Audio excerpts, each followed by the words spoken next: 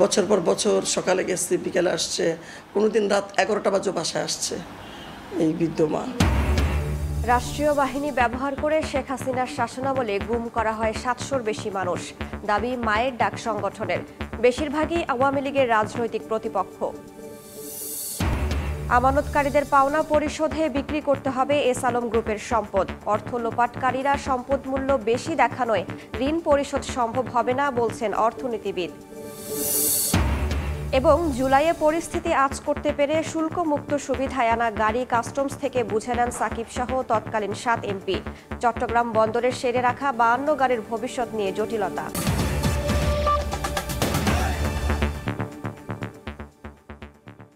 ভোরের সময় সঙ্গে আছি আমি রাইসা জান্নাত। শেখ হাসিনার 16 বছরের শাসনামলে 700-র বেশি মানুষ গুম হওয়ার তালিকা রয়েছে মায়ের ডাক নামের সংগঠনের কাছে। রাষ্ট্রীয় বাহিনী ও সংস্থা ব্যবহার করে গুম করা ব্যক্তিদের বেশিরভাগই আওয়ামী লীগের রাজনৈতিক প্রতিপক্ষ, এমনটাই জানিয়েছেন সংগঠনটির সমন্বয়ক। আন্তর্জাতিক গুম প্রতিরোধ দিবসে স্বজনদের দাবি, শেখ হাসিনা থেকে শুরু করে গুমের সঙ্গে জড়িত আইন প্রয়োগকারী সংস্থার প্রত্যেক কর্মকর্তার কঠোর শাস্তি হোক। এদিকে গুম প্রতিরোধে আইন ও আইন শৃঙ্খলা বাহিনীর মধ্যেও সংস্কারের দাবি তুলেছে বৈষম্য বিরোধী ছাত্র আন্দোলন। তাজওয়ার মাহমিদের রিপোর্ট।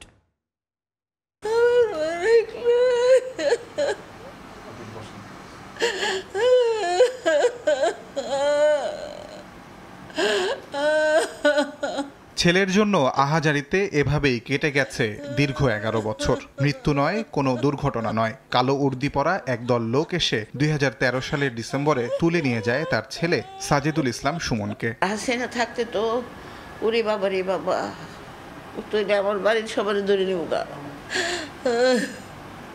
এই মহিলা আর একটু মায়া দেয় নাই। সুমনের মা, স্ত্রী, 2 বোন হন্যে হয়ে ঘুরেছে এখান থেকে ওখানে। থানায় মামলা নেয়নি, র্যাবের দফতরে পা ধরে আকুতি জানালেও তাড়িয়ে দেয়া হয়। কোনো কথা নাই, মানে ওনাকে দেখে আমার পায়ে জড়িয়ে ধরে চিৎকার করে কান্না। আমি কোনো কথা বলতে পারতেছি না কান্নার জন্য। সিও কিসমত হায়াতের স্যার, আমি জানি আমার স্বামী এখানে আছে, আমার স্বামীর সাথে আরও 6 জন যারা আপনার ফোর্স, আপনার টিমই তুলে আনছে। স্যার প্লিজ আমার স্বামীকে কোথায় রাখছেন বলেন। বছর পর বছর সকালে গেছে, বিকেলে আসছে, কোনোদিন রাত 11টা বাজে বাসায় আসছে এই বৃদ্ধ মা। ওনাকে একটাই আশা দিছে, দেখবে, দিবে। রাষ্ট্রের প্রতিষ্ঠানগুলো যখন মুখ ফিরিয়ে নেয় তখন দফায় দফায় সংবাদ সম্মেলন ডেকে সুমনকে ফিরে পাওয়ার আকুতি জানাতে থাকেন মা হাজেরা খাতুন। এই মায়ের ওপর ভরসা করে মুখ খুলতে শুরু করে আরও গুম হওয়া পরিবারের স্বজনরা। সেই থেকে গুম হওয়া ব্যক্তির স্বজনদের একটি সংগঠনে পরিণত হয় মায়ের ডাক, যার কাছে 700-র বেশি মানুষের গুম হওয়ার হিসেব রয়েছে। সংগঠনটির সমন্বয়ক সানজিদা ইসলাম জানালেন, গুম হওয়া ব্যক্তিদের বেশিরভাগই আওয়ামী লীগের রাজনৈতিক প্রতিপক্ষ। শেখ হাসিনা পতনের পর হাতে গোনা কয়েকজন ফিরে আসলেও বেশিরভাগই এখনো নিখোঁজ। অ্যাবাভ 700-এর মধ্যে কিছু মানুষ ফেরত এসছে, কিছু মানুষকে হয়তো জেলখানায় দিয়েছিল কোর্টের থ্রুতে, আর অনেক বেশি নাম্বার অফ মানুষ যারা হচ্ছে এখনো পর্যন্ত ফেরত আসেনি। তো সেই ফেরত আসেনি তালিকাটা যে লিস্টেড আমরা বলছি না, তার বাইরে কিন্তু অনেক মানুষ আছে যেই কেসগুলো এখনো সামনেই আনেনি। শেখ হাসিনা থেকে শুরু করে গুমের জন্য দায়ী আইন প্রয়োগকারী সংস্থার জড়িত প্রত্যেক কর্মকর্তার কঠোর শাস্তি চান স্বজনরা। ওয়ার্কার, কেয়ারটেকার ওনারা ছিলেন, তো তাদের সামনে থেকেই র্যাব মেটাল রড দিয়ে মারে, কালো মুখোশ দিয়ে বাঁধে, তারপর হাত বেঁধে ভ্যানে তুলে নিয়ে যায়। এটা যে হাসিনা থেকে শুরু করে যেই হয় তাদের সবাইকে বিচারের আওতায় আনতে হবে। এমনকি আওয়ামী আমলের শেষ কোটা সংস্কার আন্দোলনেও সমন্বয়ক আরিফ সোহেল সহ কয়েকজনকে গুম করা হয় রাষ্ট্রীয় বাহিনী দ্বারা। বৃহস্পতিবার আন্তর্জাতিক গুম বিরোধী সনদে বাংলাদেশের যুক্ত হওয়ার বিষয়টি স্বাগত জানায় নতুন দিনের সূচনা করা ছাত্র নেতৃত্ব। তবে এর পাশাপাশি গুম প্রতিরোধে আইন ও আইন শৃঙ্খলা বাহিনীর মধ্যেও সংস্কারের দাবি তাদের। 15 জুলাই পরবর্তীতে 11,000 মানুষকে গ্রেফতার করা হয়। সবাইকে গুম করার পরবর্তীতে হচ্ছে কোনো না কোনো থানায় তাদেরকে গ্রেফতার দেখানো হচ্ছে। ইন্টারিম গভর্নমেন্টকে যেখানে যেখানে আসলে লগুলোর মধ্যে রিফর্মেশন আনতে হবে, আমাদের সংবিধানের মধ্যে রিফর্মেশন আনতে হবে, এবং আমাদের যে ল এনফোর্সমেন্ট এজেন্সিসগুলো আছে সেগুলোর মধ্যে একটা সিরিয়াস রিফর্মেশন আনতে হবে। একই সঙ্গে গুম হওয়া মানুষদের খোঁজ বের করতে অন্তর্বর্তীকালীন সরকারকে দ্রুত পদক্ষেপ নেওয়ার দাবি জানান বৈষম্য বিরোধী ছাত্র আন্দোলনের এই সমন্বয়ক। তাজওয়ার মাহমিদ, সময় সংবাদ, ঢাকা। আয়নাঘর। শেখ হাসিনার সরকারের পতনের পরপরই গোপন এই বন্দিশালা থেকে মুক্তি মিলেছে বেশ কয়েকজনের। তাদেরই একজন পার্বত্য চট্টগ্রাম ভিত্তিক রাজনৈতিক দল ইউপিডিএফ এর নেতা সাবেক নেতা মাইকেল চাকমা। দীর্ঘ ৫ বছর ৩ মাস মাইকেল বন্দী ছিলেন ছোট্ট এক ঘরে। সেখানে ছিল না পর্যাপ্ত আলো বাতাস। এর মধ্যেই চলত অসহনীয় নির্যাতন। মুক্তি পাওয়ার পর সেই দিনগুলোর রোমহর্ষক অভিজ্ঞতার কথা সময় সংবাদকে জানালেন মাইকেল। নাজমুস সালেহের প্রতিবেদন। মাইকেল চাকমা পার্বত্য চট্টগ্রাম ভিত্তিক আঞ্চলিক রাজনৈতিক দল United Peoples Democratic Front UPDF এর নেতা ছিলেন। ২০১৯ সালের ৯ এপ্রিল নারায়ণগঞ্জ থেকে ঢাকায় ফেরার পথে কল্যাণপুর বাস টার্মিনাল থেকে গোয়েন্দা পরিচয়ে সাদা মাইক্রোবাসে তুলে নেওয়া হয় তাকে। কালো কাপড়ে বেঁধে ফেলা হয় মুখ। সেদিনের বর্ণনা দেন মাইকেল। গাড়িতে তোলার পর আমাকে তারা হ্যান্ডকাপ পরিয়ে দিয়েছে, তারপর চোখ বেঁধে দিয়েছে কালো কাপড় দিয়ে। তারপরে তারা আমার থেকে মোবাইল ফোন, আমার ব্যাগ ট্যাগ সব নিয়ে, আমার ফেসবুক আইডি আর ফেসবুক পাসওয়ার্ড তারা নিয়ে তারপর গাড়িটা ড্রাইভ করে আমাকে প্রায় 40 থেকে 45 বা 50 মিনিটের মতো এরকম হবে ড্রাইভ করে একটা জায়গায় নেওয়া হয় ছোট্ট এক অন্ধকার কুঠুরিতে। দুনিয়া থেকে বিচ্ছিন্ন সেই গুহায় ছিল না কোনো আলো বাতাস। আয়না ঘরের সেই বর্ণনা হার মানায় থ্রিলার সিনেমাকেও। চোখনা করে যে খবর যে করে দিচ্ছে এরকম মানে সম্পূর্ণ দেয়াল, আর কোনো বাইরে থেকে আলো ঢোকার সিস্টেম তারা রাখেনি। আর যে ভেন্টিলেটর ফ্যানগুলো ওখানে লাগানো আছে তার বাইরেও একটা দেওয়া আছে, মানে ওই যদি আলো না ঢোকে, যে বাইরের সাইডের কিছু আছে সাইডের রুম, কিছু মানে ভিতরের রুমগুলোতে একেবারে কোনো আলো নাই। আপনার কোনো শব্দও শোনাবে না, কোনো ইনফরমেশনও দেবে না, কিছু দেখতেও দেবে না, শুনতেও দেবে না, জানতেও দেবে না। এক দুনিয়া থেকে বিচ্ছিন্ন একটা জায়গা, দুনিয়ার মধ্যে আরেকটা দুনিয়া ভাই। মানে এটা তুলনা করার মতো একদম খবর ছাড়া আর অন্য কিছু নাই। জায়গাটা ঢাকার ভিতরে, বাইরে কিছু শব্দ শোনা যায় পরিষ্কার করে। বিমান নামতেছে একদম সাঁচিয়ে করে, প্রতিদিন অনেকগুলো বিমান নামে। দীর্ঘদিন নিখোঁজ থাকায় শেষকৃত্যানুষ্ঠানও সম্পন্ন করেন মাইকেলের পরিবার। তিনি জানান, আয়না ঘর নামক বন্দিশালায় অসংখ্য মানুষকে দেখেছেন তিনি। বিভিন্ন বয়সের লোক, হয়তো কিছু কোনো মানুষের লোক বয়স একটু কম, কোনো বয়সে একটু মাঝারি, কোনো একটু বয়স্ক লোক দেখেছে, একদম চুল দাঁড়িয়ে পেয়ে গেছে। কয়েকশো লোক এরকম হবে আমার মনে হয়। জানা আমি ছিলাম যেমন 104 নাম্বার রুমে, 113 নাম্বার রুমে, 116 নাম্বার রুমে, এরকম আমার মানে দেখেছি আমি। তারপরে ওখানে কয়েকশো রুম আছে ওখানে। শেখ হাসিনা সরকারের পতনের পর 7 আগস্ট মুক্তি পান মাইকেল চাকমা। এখন জড়িতদের বিচার চান তিনি। তো এই কারণে তাদের শাস্তি দিতে হবে এবং এই ব্যবস্থাকে উচ্ছেদ করতে হবে। নাজমুস সালেহি, সময় সংবাদ, ঢাকা। সাধারণ নাগরিকদের সুরক্ষায় গুম বিরোধী আন্তর্জাতিক সনদে সই করল বাংলাদেশ। গতকাল সকালে উপদেষ্টা পরিষদের সাপ্তাহিক সভায় অন্তর্বর্তী সরকারের প্রধান উপদেষ্টা ডক্টর মোহাম্মদ ইউনুস এই কনভেনশনে স্বাক্ষর করেন। একে ঐতিহাসিক মুহূর্ত বলে আখ্যা দেন তিনি। পরে বন ও পরিবেশ বিষয়ক উপদেষ্টা সৈয়দা রিজওয়ানা হাসান বলেন, নিখোঁজ ব্যক্তিদের তালিকা করা হবে। বিশ্লেষকরা বলছেন, মানবাধিকার লঙ্ঘনের বিচারের উদ্যোগ প্রশংসনীয়। গত 16 বছরে বাংলাদেশের মানুষের এক আতঙ্কের নাম গুম খুন। বরাবরই গুমের ঘটনা এক অমীমাংসিত রহস্যে ঘেরা। ক্ষমতায় টিকে থাকতে রাষ্ট্রীয় প্রতিষ্ঠানগুলোকে যথেচ্ছ ব্যবহার করে শেখ হাসিনা সরকার। 5 আগস্ট পতনের পর একে একে প্রকাশ পেতে থাকে আয়নাঘরের রোমহর্ষক কাহিনী। গত 16 বছরে র্যাব, পুলিশ সহ আইন শৃঙ্খলা বাহিনীর হাতে কত গুমের ঘটনা ঘটেছে তা তদন্তে অবসরপ্রাপ্ত বিচারপতি মইনুল ইসলাম চৌধুরীর নেতৃত্বে কমিশন গঠন করে অন্তর্বর্তী সরকার। এবার জাতিসংঘের গুম এবং নির্যাতন বিষয়ক কনভেনশনে সই করেছে বাংলাদেশ। বৃহস্পতিবার উপদেষ্টা পরিষদের সাপ্তাহিক সভায় সই করেন অন্তর্বর্তী সরকারের প্রধান উপদেষ্টা ডক্টর মোহাম্মদ ইউনুস। সই করার সময় বিষয়টিকে এক ঐতিহাসিক মুহূর্ত বলে উল্লেখ করেন ডক্টর ইউনুস। সভা শেষে যমুনা থেকে বেরিয়ে অন্তর্বর্তীকালীন সরকারের উপদেষ্টা সৈয়দা রিজওয়ানা হাসান বলেন, কোন সরকার ক্ষমতাকে কুক্ষিগত করার লক্ষ্যে যেন গুমকে হাতিয়ার হিসেবে ব্যবহার করতে না পারে, সেজন্য জাতিসংঘের সনদে স্বাক্ষর করা হয়েছে। 700-র উপরে মানুষ এখনো পর্যন্ত গুমের কারণে নিখোঁজ হয়ে আছে। কেউ কখনো নিজের ক্ষমতা কুক্ষিগত করতে কোনো বাহিনীকে দিয়ে, কোনো পদ্ধতির মাধ্যমে কোনো নাগরিকদেরকে গুম করতে না পারে, তার জন্য এই কনভেনশনটা আমরা স্বাক্ষর করেছি এবং এইটার ব্যাপারে প্রয়োজনীয় আইনি সংস্কার আমরা গ্রহণ করব। বিশেষজ্ঞরা মনে করেন, মানবাধিকার লঙ্ঘনের এমন নৃশংসতার বিরুদ্ধে রাষ্ট্রের উদ্যোগ প্রশংসনীয়। গুম বিষয়ে আন্তর্জাতিক চাপ এড়াতে এই সনদে আগে স্বাক্ষর করেনি শেখ হাসিনা সরকার। সরকার যারা পরিচালনা করেন তাদের ক্ষমতাকে নিরঙ্কুশ রাখার জন্য, ক্ষমতাকে ধরে রাখার জন্য গুমকে হাতিয়ার হিসাবে ব্যবহার করেছেন। 15 বছর একটানা ক্ষমতায় থাকার পরও তারা কিন্তু এই সনদে স্বাক্ষর করেননি, কারণ এই সনদে স্বাক্ষর করার মধ্য দিয়ে আন্তর্জাতিকভাবে জবাবদিহিতার আলোকে আসতে হতো তাকে।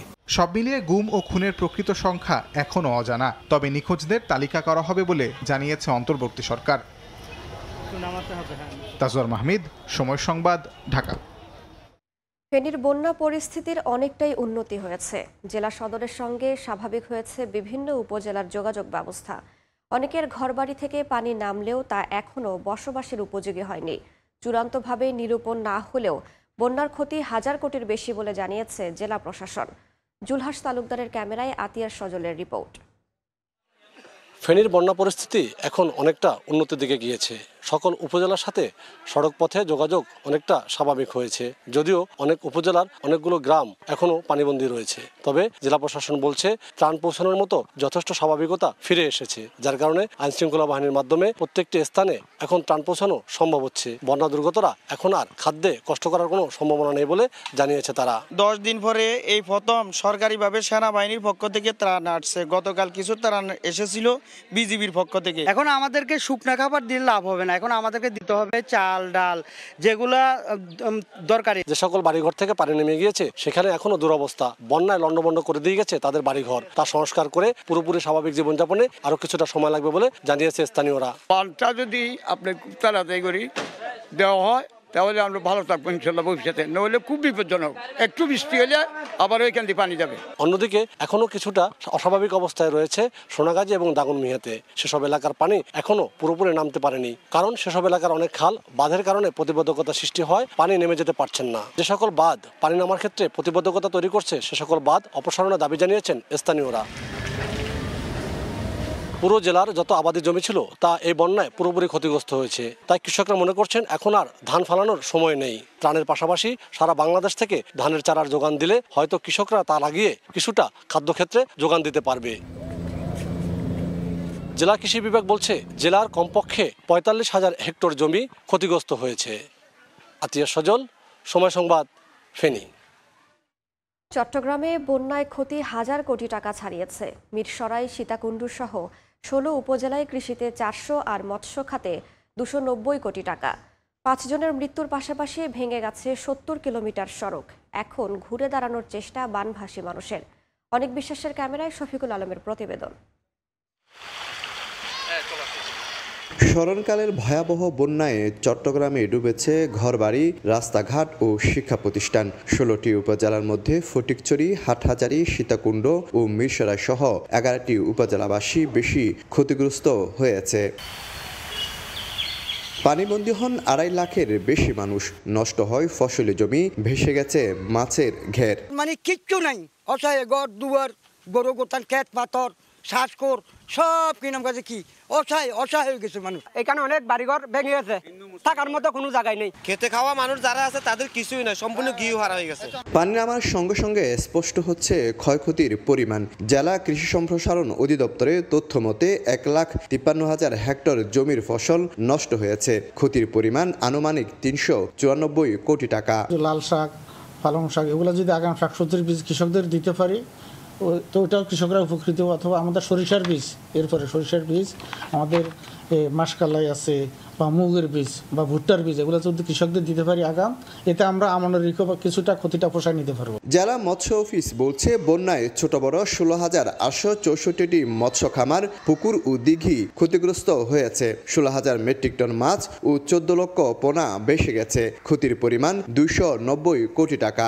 সবচেয়ে বেশি ক্ষতি হয় মিরসরাই, মুহুরী প্রজেক্ট ও হালদা। সেখানে চলছে মাছ ধরার হিড়িক। 16,864টা আপনার পুকুর অথবা দিঘি অথবা বিভিন্ন জলাশয় যেখানে মাছ চাষ হয় সেগুলো ক্ষতিগ্রস্ত হয়েছে। এই ক্ষতিগ্রস্ত পুকুর দিঘির আয়তন প্রায় 5,541 হেক্টরের মতো।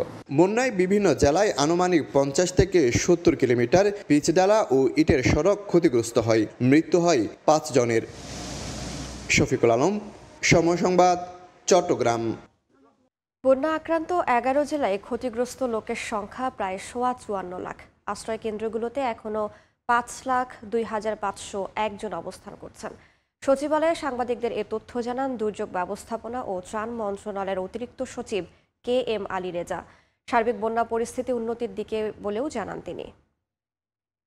11টি জেলার 68টি উপজেলা প্লাবিত অবস্থায় রয়েছে এবং ইউনিয়নের সংখ্যা হচ্ছে 492, দুই ক্ষেত্রেই কিন্তু কমেছে। আর পানিবন্দী পরিবারের সংখ্যা 11 জেলায় 10,72,579টি। ক্ষতিগ্রস্ত লোক সংখ্যা হচ্ছে 54,80,463। মৃতের সংখ্যা হচ্ছে 52 জন।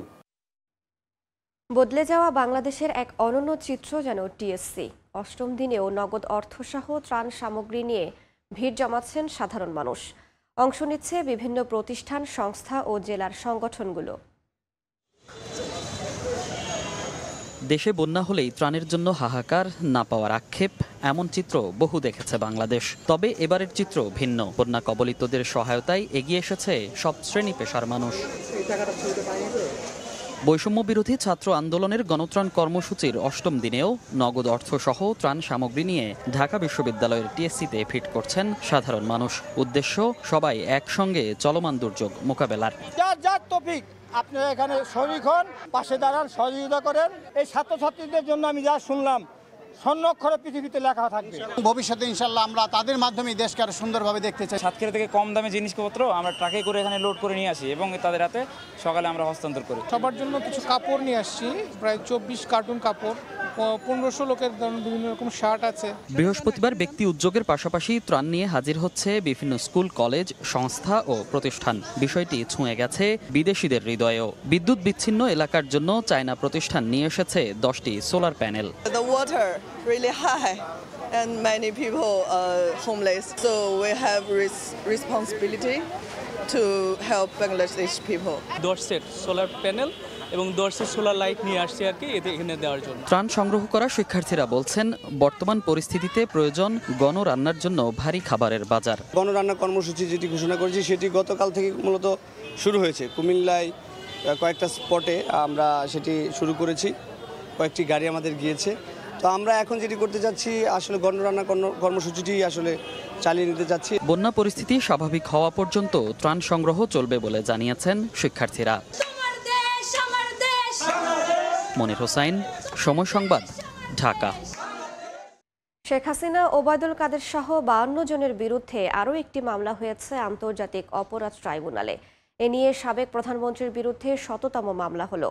নতুন মামলায় আসামির তালিকায় রয়েছেন 32 জন সিনিয়র সাংবাদিক। 5 আগস্ট রাজধানীর শ্যামলীর রিং রোডে গুলিতে নিহত কলেজ শিক্ষার্থী নাসিব হাসান রিয়ানের বাবা বৃহস্পতিবার এ অভিযোগ দায়ের করেন।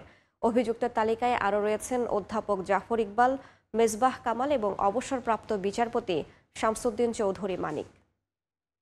দুনিয়াতে আমি বিচারের জন্য আমার বাবা কোথাও ফরিয়াদ করিনি, তাই আজকে আমি দেশবাসীর কাছে, জাতির কাছে এই বিচারের জন্য আমি স্বর্ণাপন্ন হয়েছি। গত 5 আগস্ট শেখ হাসিনার সরকারের পতনের দিনে পুলিশের গুলিতে নিহত হন কলেজ শিক্ষার্থী নাসিফ হাসান রিয়ান। ছেলে হত্যার বিচার চেয়ে আদালতে কাঁদলেন সরকারি চাকরিজীবী বাবা। তার বুকে এখানে গুলি করে, এখানে গুলি ভেদ করে পিছন দিকে বাইর হয়ে যায়, তার মাথায় এই ঠিক কানের নিচে এখানে গুলি করে, এখান থেকে গুলি ভেদ করে বাইর হয়ে যায় এবং আরেকটা গুলি ডাইন সাইডে বুকের ডাইন পাথর দিয়ে বেরিয়ে ভিতর দিয়ে বেরোয় না, ওটা হলো ছিঁড়ে উপরের দিক দিয়ে বাইর হয়ে যায়। অন্যায়কারী অন্যায় সহকারী উভয় অপরাধী।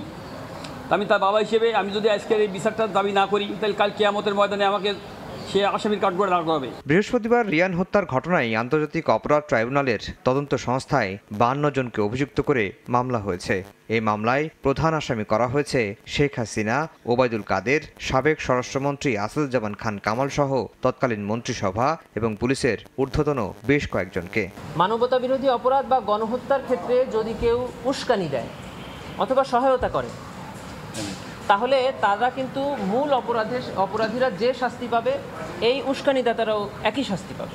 3 আগস্ট প্রধানমন্ত্রীর সঙ্গে বৈঠক করে আন্দোলনে দমন পীড়ন চালানোর উস্কানি দেয় আসামির তালিকায় রাখা হয়েছে শ্যামল দত্ত, ফরিদা ইয়াসমিন, ইকবাল সোবহান চৌধুরী সহ 2 ডজনেরও বেশি সিনিয়র সাংবাদিককে। এছাড়া অধ্যাপক জাফর ইকবাল, মেজবাহ কামাল, নিঝুম মজুমদার এবং অবসরপ্রাপ্ত বিচারপতি শামসুদ্দিন চৌধুরীকেও রাখা হয়েছে আসামির তালিকায়। আইনজীবী জানান, তদন্তে অভিযোগ প্রমাণিত না হলে বাদ যাবে আসামির তালিকা থেকে। বেশ কয়েকজন সাংবাদিকের প্রশ্নে প্রধানমন্ত্রী উত্তেজিত হয়ে এই ছাত্র জনতাকে, আন্দোলনরত ছাত্র জনতাকে রাজাকারের বাচ্চা, রাজাকারের নাতিপুতি এই জাতীয় কথাবার্তা বলে তাদের উপরে গণহত্যা চালানোর জন্য উনি উস্কানি দেন। সে কারণে সে সকল সাংবাদিক মিডিয়াকর্মী এবং সুশীলদেরকেও এই মামলা আসামি করা হয়েছে। ছাত্র জনতার আন্দোলনে গণহত্যা এবং হেফাজতের শাপলা চত্বরের গণহত্যার তদন্ত চেয়ে এখন পর্যন্ত আন্তর্জাতিক অপরাধ ট্রাইব্যুনালের তদন্ত সংস্থায় অভিযোগ জমা পড়েছে 8টি। আফজাল হোসেন, সময় সংবাদ, ঢাকা। আওয়ামী লীগ সরকারের 8 মন্ত্রী ও 6 সংসদ সদস্যের দেশত্যাগে নিষেধাজ্ঞা দিয়েছেন আদালত। ঢাকা মহানগর দায়রা জজ আদালতের বিচারক দুদকের আবেদনের পরিপ্রেক্ষিতে এ আদেশ দেন। মন্ত্রীরা হলেন সাবেক স্বাস্থ্যমন্ত্রী জাহিদ মালিক, সাবেক 2 শিক্ষামন্ত্রী ডক্টর দীপুমণি এবং মহিবুল হাসান চৌধুরী, সাবেক খাদ্যমন্ত্রী সাধন চন্দ্র মজুমদার, সাবেক শিল্পমন্ত্রী নুরুল মজিদ মাহমুদ হুমায়ুন, সাবেক শিল্পমন্ত্রী কামাল আহমেদ মজুমদার, সাবেক মন্ত্রী শাহজাহান খান ও সাবেক মন্ত্রী কামরুল ইসলাম। এবং সংসদ সদস্যরা হলেন সাবেক সংসদ সদস্য সলিম উদ্দিন, মামুনুর রশিদ কিরণ, কুজেন্দ্র লাল ত্রিপুরা, কাজিম উদ্দিন, নুরি আলম চৌধুরী ও জিয়াউর রহমান। তাদের বিরুদ্ধে দুদকের অনুসন্ধান চলছে এবং তারা দেশত্যাগ করার চেষ্টা করছেন বলে আবেদনে উল্লেখ করা হয়।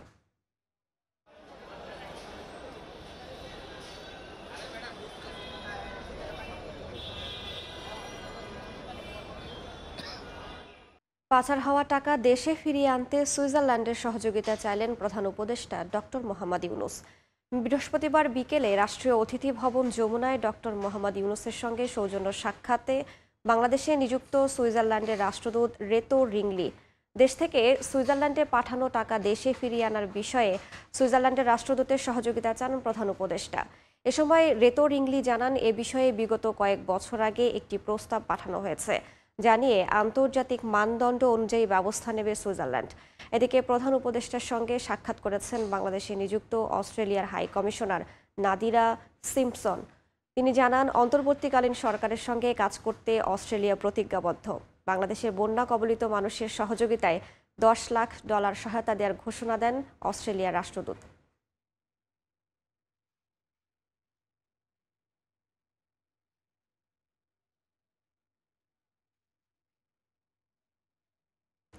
কি পরিমাণ দুর্নীতি হয়েছে এবং কেন হয়েছে সেটা প্রকাশ করবে শ্বেতপত্র প্রণয়ন কমিটি। বৃহস্পতিবার কমিটির প্রথম বৈঠক শেষে একথা বলেন কমিটির প্রধান ডক্টর দেবপ্রিয় ভট্টাচার্য। এ সময়ে পাচার করা টাকা ফেরত না পেলেও পাচারকারীদের শাস্তি নিশ্চিত করার দাবি জানান তিনি। এছাড়া মেগা প্রজেক্টে বাড়তি ব্যয় হয়েছে কিনা তা শ্বেতপত্র প্রণয়ন কমিটি খতিয়ে দেখবে বলেও জানান ডক্টর দেবপ্রিয়। বিভিন্ন খাতে অনিয়ম, অব্যবস্থাপনা আর অর্থ পাচার সহ নানা কারণে নাজুক দেশের অর্থনীতি। এমন প্রেক্ষাপটে দেশের বিদ্যমান অর্থনৈতিক অবস্থার শ্বেতপত্র প্রণয়নের জন্য 12 সদস্যের কমিটি গঠন করেছে অন্তর্বর্তী সরকার। বৃহস্পতিবার বিকেলে আগারগাঁওয়ে পরিকল্পনা বিভাগে প্রথম বৈঠক শেষে কাজের পরিধি ও উদ্দেশ্য স্পষ্ট করেন কমিটির প্রধান ডক্টর দেবপ্রিয় ভট্টাচার্য। এইটা দুর্নীতি ধরার কমিটি না, এইটা হলো দুর্নীতি কেন হয়েছে এবং দুর্নীতির মাত্রাটা কী সেটা বলবে, কিন্তু কে দুর্নীতি করেছে, কি কেন করেছে এইটা বলার আমাদের দায়িত্ব না। এটা করার জন্য সরকারের নিজস্ব প্রতিষ্ঠান আছে। অর্থ পাচার নিয়েও কাজ করার কথা জানান ডক্টর দেবপ্রিয়। তবে পাচার হওয়া অর্থ ফিরিয়ে আনা বেশ জটিল বলেও মন্তব্য তার। তাই অর্থ পাচারের সুযোগ বন্ধে নজর দেওয়ার পাশাপাশি পাচারকারীদের শাস্তির দাবি জানালেন তিনি। এই টাকা থেকে যে ওই বাড়িটা কেনা হয়েছিল ওই দেশে ওই সময়, এইটাকে লাগানো ফিট করা এত সহজ ব্যাপার না। এটা হলো 1 নম্বর। দ্বিতীয়ত হলো ওইটা আনার ক্ষেত্রে যে আইনানুগ যে সমস্ত চুক্তি থাকে সব দেশের সাথে আমাদের সেই চুক্তিগুলো যথোপযুক্তভাবে নেই। টাকা পাই বা না পাই লোকগুলোকে শাস্তি পেতে হবে, সেইটার ব্যবস্থা করতে হবে। সুনির্দিষ্ট কোনো প্রকল্পের ব্যয় বা যৌক্তিকতা যাচাই না করলেও মেগা প্রকল্পের নানা দিক খতিয়ে দেখার ঘোষণা এই অর্থনীতি বিশ্লেষকের। যে মেগা প্রকল্প বাংলাদেশের বর্তমান অর্থনৈতিক চ্যালেঞ্জের জন্য কতখানি গুরুত্বপূর্ণ, ওটার থেকে ঋণ নেওয়া হয়েছে, ঋণ শোধ করার ক্ষমতা কতখানি আছে, ওখান থেকে যে প্রকল্প বানানো হয়েছে সেটার কোনো তার ক্যাপাসিটি ব্যবহার হয় না, ইত্যাদি ইত্যাদি বিষয় আছে, আমরা ওইগুলো দেখব। বৈঠকে স্বাগত জানানো হয় কালো টাকা সাদা করার সুযোগ বাতিলের সিদ্ধান্তকে। বাংলাদেশের শুভ খান, সময় সংবাদ, ঢাকা। আমানতকারীদের পাওনা পরিশোধ করতে এস আলম গ্রুপের সম্পদ বিক্রির পাশাপাশি বিদেশে পাচার করা অর্থ ফেরত আনার উদ্যোগ নিতে হবে, এমন পরামর্শ দিয়েছেন অর্থনীতিবিদরা। তাদের মতে অর্থ লোপাটকারীরা তাদের সম্পদ মূল্য অতি মূল্যায়িত করে দেখায়, তাই সম্পদ বিক্রি করে ঋণ পরিশোধ করা সম্ভব হবে না। সতর্কবাণী আমরা দিতে পারি আপনাদের মাধ্যমে যে এস আলম গ্রুপের সম্পদ যদি কেউ না কিনে, সেটাকে নিয়ে হয়তো লিগ্যাল চ্যালেঞ্জ হবে। এই সম্পদগুলো আমাদের ডিপোজিটরদের টাকা ফেরত দেওয়ার জন্য আমরা ব্যবহার করতে চাই। বক্তব্য পরিষ্কার, অ্যাসালম গ্রুপের সম্পদ উদ্ধার করে তা আমানতকারীদের পাওনা পরিশোধ করতে চান বাংলাদেশ ব্যাংকের গভর্নর। আইনগত প্রসেস ফলো করতে হবে, বেআইনিভাবে তো করা যাবে না। কিন্তু প্রশ্ন উঠেছে, অ্যাসালম গ্রুপের যে সম্পদ রয়েছে তা বিক্রি করে কি আমানতকারীদের পাওনা পরিশোধ করা সম্ভব হবে? অ্যাসালম গ্রুপের ওয়েবসাইটে আমদানি ও সরবরাহ, আবাসন ও বস্ত্র খাত, বিদ্যুৎ, জ্বালানি, খাদ্যপণ্যের ব্যবসা সহ 13টি কোম্পানির মোট সম্পদ দেখানো হয়েছে 1,31,665 কোটি টাকার। ব্যাংকসহ আর্থিক খাত ধ্বংসের কারিগর হিসেবে আলোচিত অ্যাসালম গ্রুপের মোট ঋণের সঠিক হিসাব এখনো জানা সম্ভব না হলেও বিভিন্ন গণমাধ্যমে আসা তথ্য বলছে তা 1.5 লাখ কোটি টাকার কম হবে না। এর মধ্যে 2017 সাল থেকে গত জুনের মধ্যে 6টি ব্যাংক থেকেই 95,331 কোটি টাকা ঋণ নিয়েছে গ্রুপটি। অর্থনীতিবিদরা বলছেন, শিল্পগোষ্ঠীটি যে সম্পদ মূল্য দেখিয়েছে তা প্রকৃত মূল্যের চেয়ে বেশি দেখানো হয়ে থাকতে পারে। তাই অ্যাসালম গ্রুপের সম্পদ বিক্রি করে মোট ঋণ পরিশোধ করা সম্ভব হবে কিনা তা নিয়ে দেখা দিয়েছে শঙ্কা। এটার কারণেই দেখা গেছে যে অ্যাসালম গ্রুপ হলো একটা বড় উদাহরণ, যেখানে বিপুল পরিমাণে ঋণ চলে গেছে। যে পরিমাণে তাদের সম্পদের মূল্য দেখানো হয়েছে, তো সেই পরিমাণে হয়তো তাদের সম্পদের যে মূল্য, যেটা বাজার মূল্য, সেটা নাও হতে পারে। একই সঙ্গে বাণিজ্যের আড়ালে গ্রুপটি অর্থ পাচার করেছে কিনা তা খতিয়ে দেখারও পরামর্শ দিচ্ছেন তারা। আসলে অ্যাসালম গ্রুপ কিন্তু এই যে অর্থ পাচারের সঙ্গে জড়িত এবং তারা বিপুল পরিমাণে অর্থ পাচার করছে, এই ধরনের কিছু সংবাদ কিন্তু বের হয়ে এসছে এবং এরপরে দেখা গেল যে আদালতের কাছে তারা গেছে যে আসলে এই বিষয়ে তেমন কোনো খবর যাতে প্রকাশিত না হয়। তো সেই অবস্থায় স্থিত অবস্থা জারি করেছে আদালত। এখন যেহেতু স্টে অর্ডার আছে, আমি মনে করি কি যে আসলে এই প্রক্রিয়াটা শুরু করা উচিত। এখানে ব্যাংক খাতের সুশাসন প্রতিষ্ঠাটাই সবচেয়ে বড় বিষয়। গ্রাহক ও বিনিয়োগকারীদের মনে আস্থা ফেরাতে অ্যাসালম গ্রুপের দাপটে ধ্বংসের মুখে পড়া ব্যাংকগুলোকে শক্তিশালী করতে এরই মধ্যে পর্ষদ পুনর্গঠনের কাজ শুরু করেছে বাংলাদেশ ব্যাংক। সাইফুল ইসলাম, সময় সংবাদ, ঢাকা। দেশে স্থিতিশীলতা ফিরলেই ত্রয়োদশ জাতীয় সংসদ নির্বাচনের রূপরেখা ও দিন ঘোষণা করবেন প্রধান উপদেষ্টা, এমন আশা প্রকাশ করেছেন বিএনপি মহাসচিব মির্জা ফখরুল ইসলাম আলমগীর। যমুনায় অন্তর্বর্তী সরকারের প্রধান উপদেষ্টা ডক্টর মোহাম্মদ ইউনূসের সঙ্গে বৈঠকে সব রাজনৈতিক দলের সঙ্গে সংলাপ ইস্যুতে ফলপ্রসূ আলোচনা হয়েছে বলেও জানান তিনি।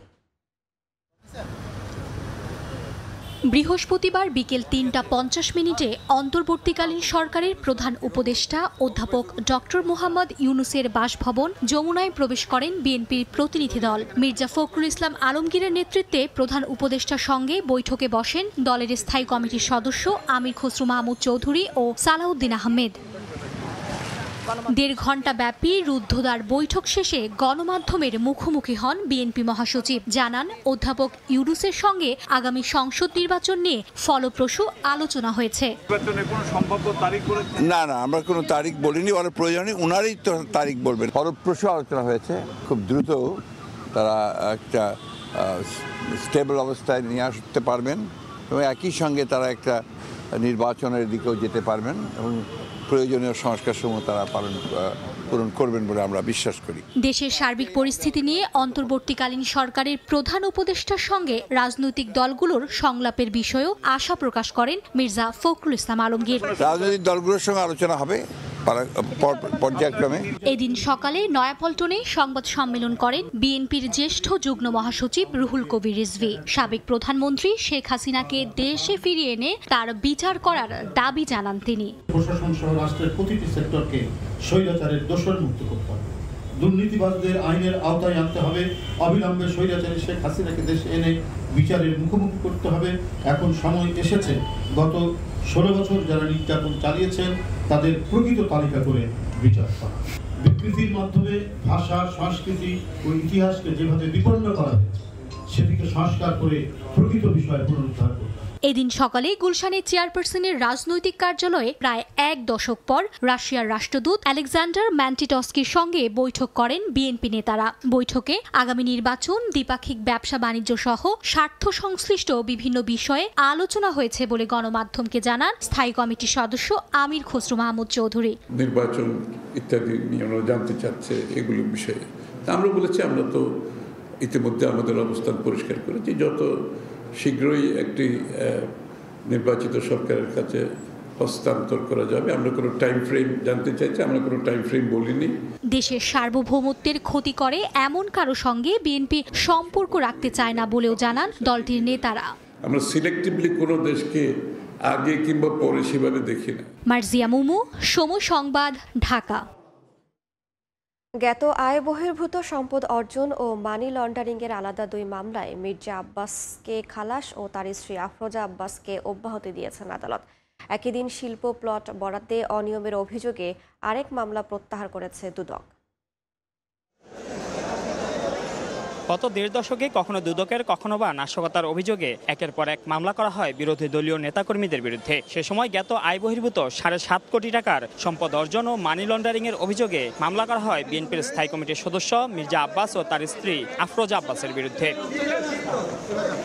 দুদকের করা এ মামলার রায় উপলক্ষে বৃহস্পতিবার দুপুরে সস্ত্রীক আদালতে আসেন মির্জা আব্বাস। তাদের উপস্থিতিতে রায় পড়া শুরু করেন বিচারক। অভিযোগ প্রমাণিত না হওয়ায় মির্জা আব্বাস ও তার স্ত্রীকে মামলা থেকে অব্যাহতি দেন আদালত।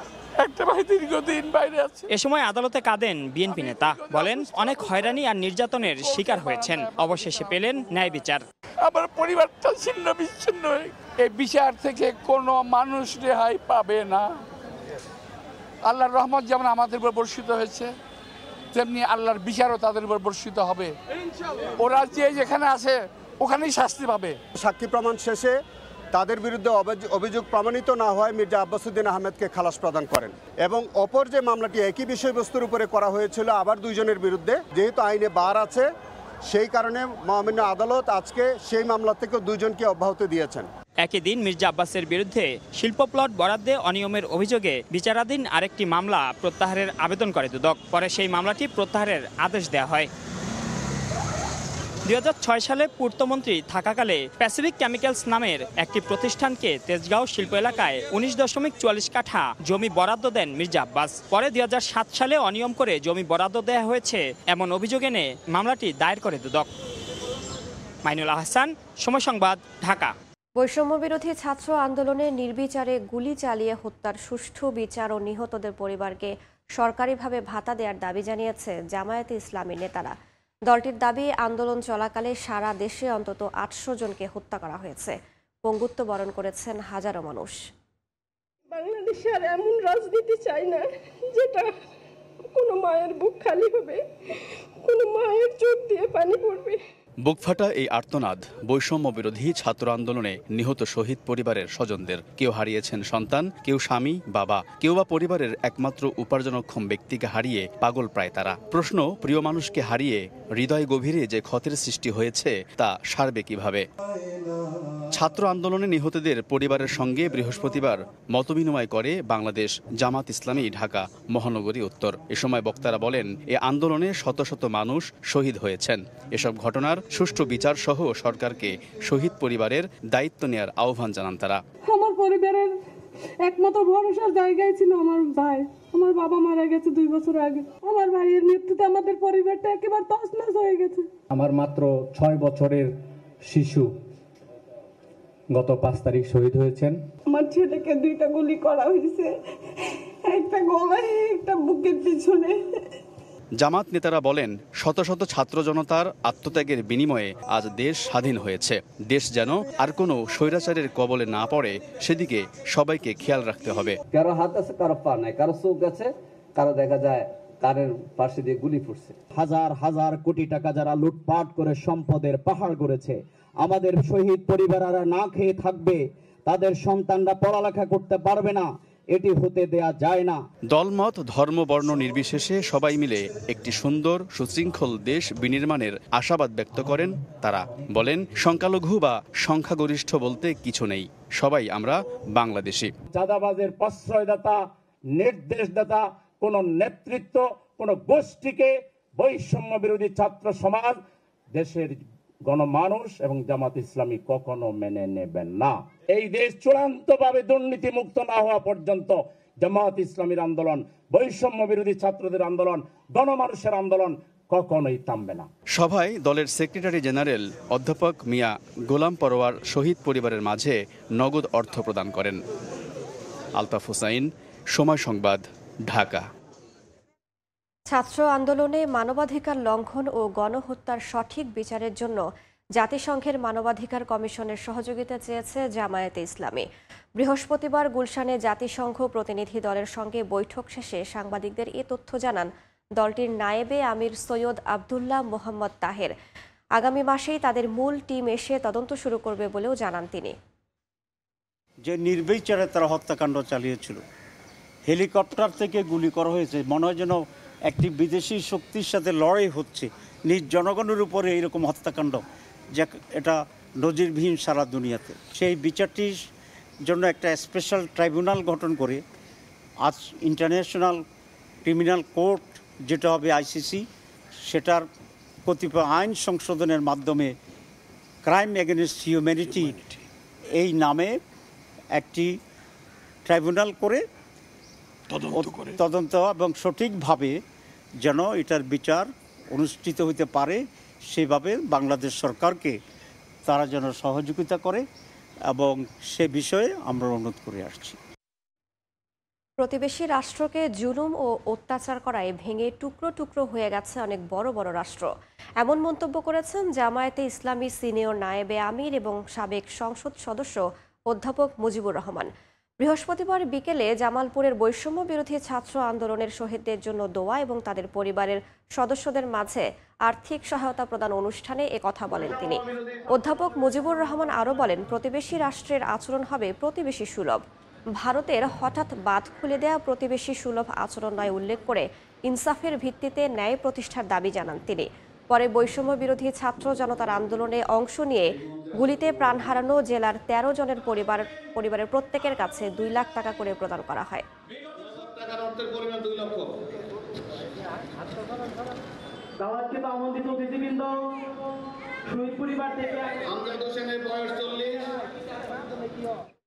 প্রতিবেশী রাষ্ট্র, তাকে আমরা বলতে চাই আমরা পাশাপাশি প্রতিবেশী সুলভ বসবাস করতে চাই। আমরা বিগ ব্রাদার সুলভ কোনো আচরণ চাই না। আমরা চাই ইনসাফের ভিত্তিতে, ন্যায়ের ভিত্তিতে আমরা বসবাস করতে চাই। জুলুম করলে, অত্যাচার করলে পৃথিবীর ইতিহাস সাক্ষী অনেক বড় বড় দেশও ভেঙে টুকরো খান খান হয়ে গেছে। শেখ হাসিনা সরকারের পতনের পর দেশ জুড়ে যারা দখলদারিত্বে মেতেছে তাদের চিহ্নিত করতে অন্তর্বর্তী সরকারের কাছে দাবি জানিয়েছে ইসলামী আন্দোলন বাংলাদেশ। বৃহস্পতিবার বিকেলে সংগঠনটির 33তম প্রতিষ্ঠা বার্ষিকী উপলক্ষে বরিশালে আয়োজন হয় ছাত্র সমাবেশ। সেখানে অংশ নিয়ে সিনিয়র নায়েবে আমির মুফতি সৈয়দ মোহাম্মদ ফয়জুল করিম বলেন, স্বৈরাচার পতন কোনো ব্যক্তি বা নির্দিষ্ট দলের অর্জন নয়, বরং তা গণমানুষের। রাষ্ট্র সংস্কারে অন্তর্বর্তী সরকার একদিকে ঝুঁকে পড়লে সফল হওয়া নিয়ে শঙ্কা প্রকাশ করে সবাইকে সঙ্গে নিয়ে এগিয়ে যাওয়ার পরামর্শ দেন সিনিয়র নায়েবে আমির। চলমান পরিস্থিতিতে কোনো শিক্ষককে অন্যায়ভাবে পদত্যাগে বাধ্য করা হলে বিষয়টি তদন্ত করারও দাবি জানান তিনি।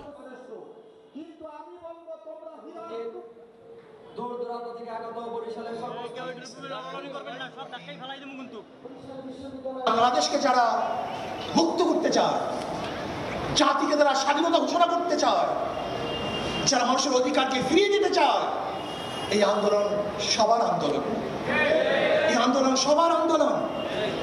এর জন্য আমি বর্তমান অন্তর্বর্তী সরকারকে বলবো, সংস্কার করুন। যেখানে যেখানে সংস্কারের প্রয়োজন আপনি সুন্দর মতো সংস্কার করুন। রাতারাতি যারা ক্ষমতায় যেতে চান, আমিও তাদেরকে বলবো, আগে দখল মুক্ত করেন, দখলদারি করার অভ্যাস ত্যাগ করুন, তারপরে দ্বিতীয়বার ক্ষমতা যাওয়ার স্বপ্ন দেখুন। ছাত্র জনতার আন্দোলনের মুখে ভেঙে দেয়া দ্বাদশ সংসদের বিদায়ী সদস্যদের শুল্কমুক্ত সুবিধায় আমদানি করা অন্তত 52টি গাড়ি আটকে দিয়েছে কাস্টমস কর্তৃপক্ষ। অবশ্য জুলাই মাসেই উত্তপ্ত পরিস্থিতি আঁচ করতে পেরে সাকিব আল হাসান, ফেরদৌস সহ 7 সাবেক এমপি তাদের গাড়ি ছাড়িয়ে নিয়েছেন। এ ধরনের আরও 4টি গাড়ির জন্য ছাড়পত্র জমা পড়লেও কাস্টম ক্লিয়ারেন্স না পাওয়ায় ডেলিভারি নিতে পারেনি। চট্টগ্রাম বন্দরের শেডে পড়ে থাকা মূল্যবান এসব গাড়ির ভবিষ্যৎ নিয়ে সৃষ্টি হয়েছে জটিলতা। শাখাউত টিপুর ক্যামেরায় বিস্তারিত জানাচ্ছেন কমল দে। চট্টগ্রাম বন্দরের কারশেডে সারিবদ্ধভাবে রাখা প্রতিটি গাড়ির শুল্ক সহ বাজার মূল্য অন্তত 10 থেকে 12 কোটি টাকা। কিন্তু শুল্কমুক্ত সুবিধা পেতেই এসব গাড়ি আমদানি করেছিলেন দ্বাদশ সংসদের সদস্যরা। অর্থাৎ শুল্ক না দিয়ে নামমাত্র মূল্যে আমদানি করে গাড়ির মালিক হওয়ার সুযোগ ছিল তাদের। তবে ছাত্র জনতার আন্দোলনের মুখে সংসদ সদস্য পদ চলে যাওয়ায় এসব গাড়ি আর ছাড় করছে না কাস্টমস কর্তৃপক্ষ। ছাত্র আন্দোলনের পরিস্থিতি আজ করতে পেরে গত জুলাই মাসে ক্রিকেটার সাকিব আল হাসান, অভিনেতা ফেরদৌস এবং ব্যারিস্টার সুমন সহ তৎকালীন 7 সংসদ সদস্য চট্টগ্রাম থেকে তাদের গাড়ি ছাড় করে নেন। এতে 75 কোটি টাকার বেশি রাজস্ব হারিয়েছে সরকার। সাবেক সংসদ সদস্য জান্নাত আরা হেনরি এবং মুজিবুর রহমান মঞ্জু সমস্ত প্রক্রিয়া সম্পন্ন করলেও গাড়ি খালাস নিতে পারেনি। এছাড়া অনুপম শাহজাহান জয় এবং এবিএম আনিসুজ্জামান নামে আরও 2 সাবেক এমপি গাড়ি ছাড় করাতে নথিপত্র জমা দিয়েছিলেন। এই 4টি গাড়িও এখন কাস্টমসের জিম্মায়। যেহেতু সংসদটা আমাদের ভেঙে গিয়েছে, এই বিষয়ে শুল্কমুক্ত সুবিধা তারা পাবেন কিনা সে বিষয়ে সদয় দিক নির্দেশনার জন্য আমরা জাতীয় রাজস্ব বোর্ডে একটি পত্র প্রেরণ করেছি চিটাগাং কাস্টম হাউস থেকে। সেই পত্রের আলোকে জবাব পাওয়ার পরে জাতীয় রাজস্ব বোর্ডের নির্দেশনা অনুযায়ী আমরা পরবর্তী কার্যক্রম গ্রহণ করব। শুল্কমুক্ত সুবিধায় আনা মার্সিডিজ বেঞ্জ, রেঞ্জ রোভার এবং বিএমডব্লিউর মতো মূল্যবান গাড়ি আপাতত বন্দরের বিভিন্ন শেডে রাখা হয়েছে। এক্ষেত্রে জটিলতা এড়াতে 30 দিন পেরিয়ে গেলে নিয়ম মেনে নিলামে বিক্রির জন্য চট্টগ্রাম কাস্টম হাউসের কাছে হস্তান্তরের সিদ্ধান্ত নিয়েছে বন্দর কর্তৃপক্ষ। নিয়ম অনুযায়ী কাস্টমস কর্তৃক ডিউটি পেমেন্ট করার পরে আমরা এটা ডেলিভারির কার্যক্রমটা প্রসেস করি, পোর্ট চার্জটা নেই এবং আমরা ডেলিভারি দিয়ে থাকি। আর কেউ যদি ডেলিভারি নেওয়ার জন্য না আসে তাহলে আমরা 30 দিন পরে ইউজুয়ালি আমরা অকশন হ্যান্ডওভার করে দিই বাই পেপার। এর আগে পর্যটন সুবিধায় আনা 100 কোটি টাকা মূল্যের 108টি গাড়ি বারবার নিলাম আহ্বান করেও বিক্রি করতে পারেনি চট্টগ্রাম কাস্টম হাউস। স্ক্র্যাপ হিসেবেও এখন এসব গাড়ি কেউ কিনছে না। তাই শুল্কমুক্ত অবস্থায় সংসদ সদস্যদের আনা গাড়ি নিলামে বিক্রির চেষ্টা না করে সরকারের জিম্মে নেওয়ার কথা বলছেন এই ব্যবসায়ী। অতি দ্রুত এটা সরকারি কোনো সংস্থাকে হ্যান্ডওভার করে ওদের টাকাগুলো ওদেরকে ফেরত দিয়ে গাড়িগুলো রাষ্ট্রীয় সম্পদ হিসেবে ব্যবহার করা যেতে পারে। কোনো অবস্থাতে অকশনে যাতে গাড়িগুলো না যায়। এই গাড়ি অকশনে গেলে আলটিমেটলি এই গাড়ি কোনোদিন ছাড় পাবে না। কাস্টমসের জিম্মায় থাকা এসব গাড়ি স্বাভাবিক নিয়মে সর্বনিম্ন শুল্ক হার 8 থেকে শুরু করে সর্বোচ্চ 10 কোটি টাকা পর্যন্ত। অথচ এই টাকা পরিশোধ না করে গাড়ির মালিক হওয়ার সুবিধা পেয়ে আসছিলেন আওয়ামী লীগ সরকারের সংসদ সদস্যরা। আমদানি করা এই ধরনের গাড়ি নিয়ম বহির্ভূতভাবে অন্যজনের কাছে বিক্রির অভিযোগও অনেক সাবেক সংসদ সদস্যের বিরুদ্ধে। 8 কোটি টাকা মূল্যের গাড়ি মাত্র 4 লাখ টাকা শুল্ক পরিশোধ করে ছাড় করে নিয়ে গেছেন একজন সংসদ সদস্য। সাম্প্রতিক সময়ের ঘটনা এটি। এ ধরনের অসংখ্য সংসদ সদস্য মহামূল্যবান গাড়ি এনে ফেলে রেখেছে চট্টগ্রাম বন্দরের কারশেডে, কিন্তু এখন তাদের এমপি পদ নেই। তবে এই গাড়ির ভবিষ্যৎ কী হবে তা নির্ধারণ করবে জাতীয় রাজস্ব বোর্ড। চট্টগ্রাম বন্দরের কারশেড থেকে কমল দে, সময় সংবাদ। 14 বছরে গ্রাহক পর্যায়ে বিদ্যুতের দাম বেড়েছে 13 দফায়। বিপরীতে ক্যাপাসিটি চার্জ মডেলে এই খাতের সুবিধাভোগী বিভিন্ন প্রতিষ্ঠানের পকেটে টাকা গেছে 1,06,000 কোটি। এমন তথ্য উঠে এসেছে সরকারের বাস্তবায়ন, পরিবীক্ষণ ও মূল্যায়ন বিভাগ IMEDর প্রতিবেদনে। ফারুক ভূঁইয়া রবিনের রিপোর্ট। 2010 সালের শুরুতে গ্রাহক পর্যায়ে বিদ্যুতের ইউনিট প্রতি গড় দাম যেখানে ছিল 3 টাকা 73 পয়সা, বর্তমানে তা ঠেকেছে 8 টাকা 95 পয়সায়। অর্থাৎ 14 বছরে ভোক্তা পর্যায়ে দাম বাড়ে 140%। প্রশ্ন আসছে, বিদ্যুতের এ দাম বৃদ্ধি কি অনিবার্য ছিল নাকি লুটপাটের নীল নকশা? 14 বছরে গ্রাহক পর্যায়ে 13 বার বিদ্যুতের দাম বৃদ্ধির পেছনে দুর্নীতির মহোৎসবকে দায়ী করেন অনেকে। বিদ্যুৎ উৎপাদন সক্ষমতা প্রসঙ্গে আসা যাক। বিদ্যুৎ উৎপাদন আর উৎপাদন সক্ষমতা এই দুয়ের মধ্যে আদর্শ ফারাক বিবেচনা করা হয় 10 থেকে 20%। কিন্তু দেশে উৎপাদন সক্ষমতা গড়ে তোলা হয়েছে অস্বাভাবিক হারে, যা গ্রীষ্মে গড়পড়তা উৎপাদনের তুলনায় দ্বিগুণ আর শীতে স্বাভাবিক উৎপাদনের 3 গুণ। আর এখানেই যত শুভঙ্করের ফাঁকি। উৎপাদন এনে তারপরও অলস বসিয়ে পরিশোধ করা হচ্ছে বিদ্যুৎ কেন্দ্রগুলোর ভাড়া বা ক্যাপাসিটি চার্জ, যাকে লুটেরা মডেল হিসেবে আখ্যা দেওয়া হয় সরকারি প্রতিষ্ঠান IMEDর এক প্রতিবেদনে। আর এই মডেলে গত 14 বছরে সুবিধাভোগী বিভিন্ন প্রতিষ্ঠানের পকেটে গেছে 1,06,000 কোটি টাকা। বিদ্যুৎ খাত উন্নয়নের নামে যে অলিগার্ক শ্রেণী তৈরি হয়েছে, তারা অবাধে লুণ্ঠন করেছে। সেই উন্নয়ন আলটিমেটলি তো উন্নয়ন ছিল না, লুণ্ঠন ছিল।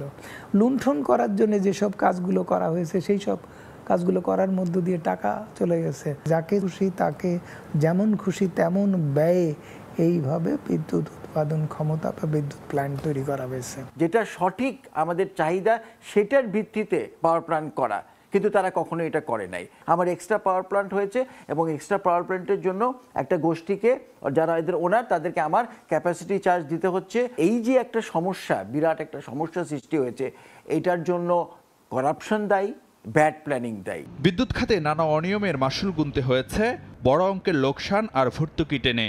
দফায় দফায় দাম বাড়ানোর পরও বছরে ঘাটতি ছাড়িয়েছে 40,000 কোটি টাকা। আর গত 1.5 দশকে ভর্তুকি দিতে হয়েছে 1,64,000 কোটি টাকা, যার 65% গেছে ক্যাপাসিটি চার্জের পেছনে। ভর্তুকিও চরমে বেড়ে গেছে, মূল্যবৃদ্ধিও বেড়ে গেছে। এত বেশি বেশি মূল্যবৃদ্ধি হওয়ার কারণে মূল্যস্ফীতি হয়ে গেছে চরমভাবে। একটা ইকোনমিকে ভয়াবহ রকমের বিপন্ন করে ফেলার পিছনে জ্বালানি এবং বিদ্যুতের মূল্যবৃদ্ধি কাজ করেছে। একটা ভয়ঙ্কর রকমের বৈষম্য তৈরি হচ্ছে এবং আর্থিক অসমতা তৈরি হচ্ছে। এছাড়া নিম্নমানের যন্ত্রপাতি, অস্বচ্ছ ক্রয় প্রক্রিয়ায় $100 কোটি বা 1,000 কোটি টাকার বেশি লুটে নেয়ার তথ্য এসেছে খোদ সরকারি প্রতিবেদনেই। ফারুক ভিয়া, রবিন, সময় সংবাদ, ঢাকা। চলতি অর্থ বছরে কৃষি ও পল্লী ঋণ হিসেবে 38,000 কোটি টাকা নির্ধারণ করেছে বাংলাদেশ ব্যাংক। খাদ্য নিরাপত্তা নিশ্চিতে দালালরা নয়, কৃষকরাই যেন এসব অর্থ পায় তা নিশ্চিতে বাণিজ্যিক ব্যাংকগুলোকে নির্দেশ দিয়েছেন বাংলাদেশ ব্যাংকের গভর্নর আহসান এইচ মনসুর। বৃহস্পতিবার কৃষি ও পল্লী ঋণ নীতিমালা ঘোষণা অনুষ্ঠানে এই নির্দেশনা দেন গভর্নর।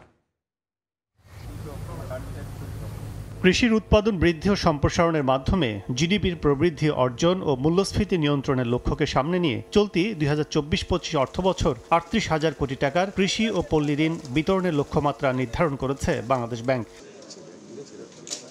বৃহস্পতিবার কেন্দ্রীয় ব্যাংক আনুষ্ঠানিকভাবে তথ্য জানায়। খাদ্য নিরাপত্তা নিশ্চিতে গুরুত্ব দিয়ে এই অর্থবছর আগের বছরের তুলনায় 8.57% বাড়ানো হয়েছে কৃষি ঋণের পরিমাণ। কৃষি ও পল্লী ঋণের গুরুত্ব তুলে ধরে ব্যাংক কর্মকর্তারা জানান, মাথাপিছু আয় বৃদ্ধি, দারিদ্র্য বিমোচন, কর্মসংস্থান তৈরি ও অভ্যন্তরীণ বাজার তৈরিতে বিশেষ সহায়ক কৃষি ঋণ। ক্রেডিট নর্মস বাড়তেছে, একই ব্যক্তি ঋণ পাচ্ছে, সেখানে নতুন কৃষককে অনবোর্ড করার কোনো টার্গেট নাই।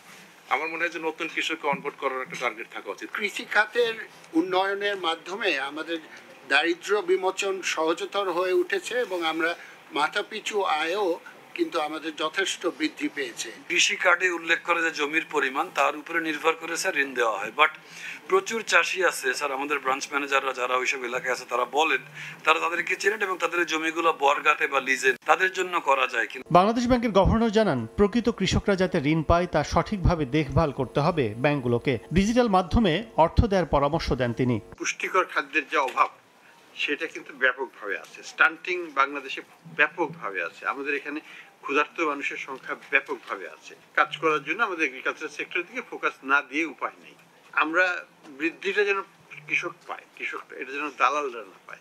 কেন্দ্রীয় ব্যাংক জানায়, গত অর্থবছর দেশি বিদেশি 58টি বাণিজ্যিক ব্যাংক প্রায় 37.5 লাখ কৃষকের মাঝে মোট ঋণ বিতরণ করে 37,153 কোটি টাকা। এর মধ্যে 40টি ব্যাংক বিতরণ করে লক্ষ্যমাত্রার শতভাগ ঋণ। কাজল আব্দুল্লাহ, সময় সংবাদ, ঢাকা। মাদারীপুরের কালকিনিতে চলতি মৌসুমে আড়িয়াল খাঁ নদের ভাঙন তীব্র আকার ধারণ করেছে। ঘরবাড়ি হারিয়ে নিঃস্ব হচ্ছে অনেক পরিবার। ঝুঁকিতে আছে সরকারি বেসরকারি বহু স্থাপনা। তবে ভাঙন রোধে 2টি প্রকল্প হাতে নেওয়া হয়েছে বলে জানিয়েছে পানি উন্নয়ন বোর্ড। সঞ্জয় কর্মকার, অভিজিতের রিপোর্ট, ছবি তুলেছেন শাহাদাত আকন। নদীর ভাঙে যায় আর এখানে যায় একটুকু জায়গা মাসের জায়গায় থাই নিজে একটু কোনো কর্মচারী করে রাখি, এটা কোনো পালা আছে। মাদারীপুরের কালকিনির করিম খানের হাট এলাকার বাসিন্দা কোহিনুর বেগম আড়িয়াল খাঁ নদের ভাঙনে 3বার হারিয়েছেন বসত ঘর, কিন্তু কখনো পাননি সরকারি সহায়তা। অসুস্থ স্বামী আর সন্তান নিয়ে অন্যত্র বসবাস করলেও কাটছে না আতঙ্ক। 3বার ভাঙছে, আন অবস্থা বেশি ভালো না, আবারও ধারে যাইতে আছে।